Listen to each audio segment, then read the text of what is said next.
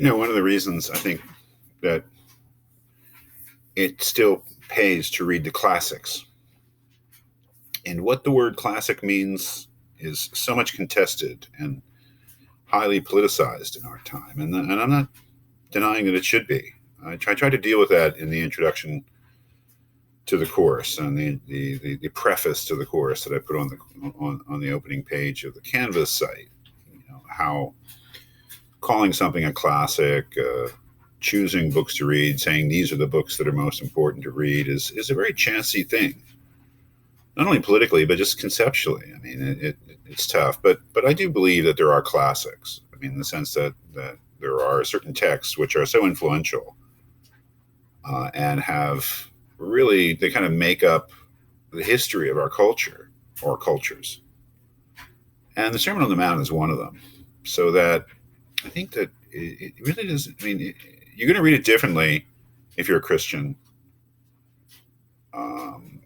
than you would otherwise. There's no question about that. Just as if you read the Bhagavad Gita and you're a Hindu, you're going to read it different from non-Hindus. If you read the Ten Commandments and you're Jewish, you're going to read it differently than non-Jewish people. If you read the Quran as a Muslim, you're going to read it differently. There's no question about that.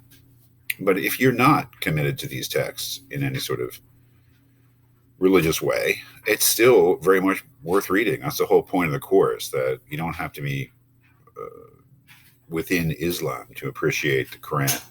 You don't have to be within Judaism to appreciate the Old Testament. You don't have to be a Christian to appreciate what's in the New Testament. It's my belief that we should all read these texts for a variety of reasons. So the Sermon on the Mount, which is chapters 5 through 7 of the Gospel according to Matthew, to my mind, is one of those parts of the New Testament that is absolutely essential, in the sense that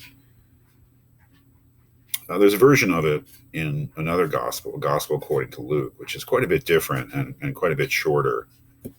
But what we have in chapters 5 through 7, the so-called Sermon on the Mount, I suppose it's called the Sermon on the Mount traditionally because he's, in the beginning, goes up on a mountain to give it. And how high that mountain could have been in the region of Jerusalem, I don't think very high, but still called a mountain in this translation. This is really the most comprehensive statement that Jesus ever gave in terms of how he was telling people they should live their lives and what their values should be. And it's quite an astounding work. I don't need to say a word about it. Just read it and think about the kind of things that he's actually saying, which are astounding things to say. Starting at the Beatitudes, where he basically, I mean, in my own interpretation, says that the real winners are the losers.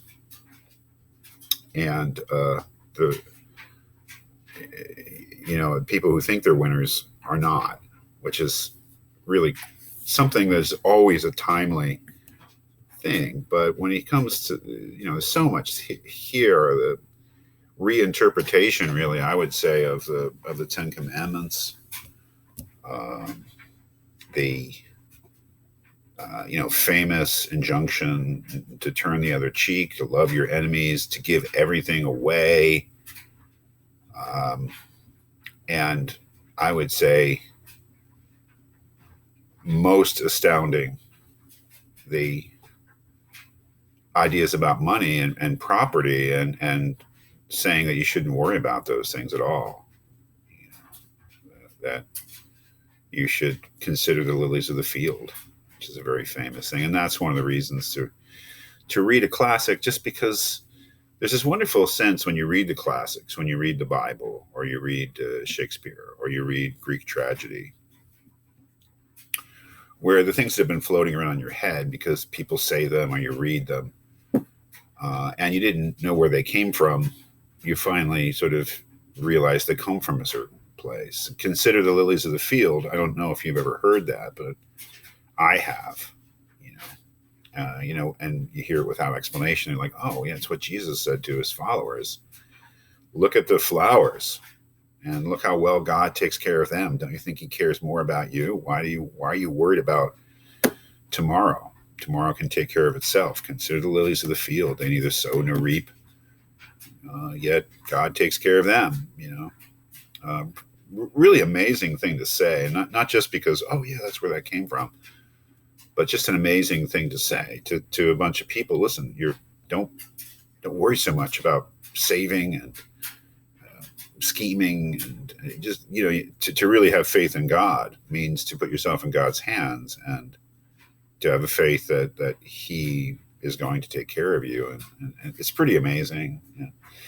Judge not, that you not be judged. I mean, that you be not judged. Incredible. Don't judge people ever, or you'll be judged. Don't be judgmental. Don't condemn people. I mean, imagine how our whole culture would be transformed, utterly transformed, if we followed that. I mean, it is, whether you're Christian or not, it is an incredible passage of the New Testament, and something that we can all just read and profit from, and tremendous amount to think about.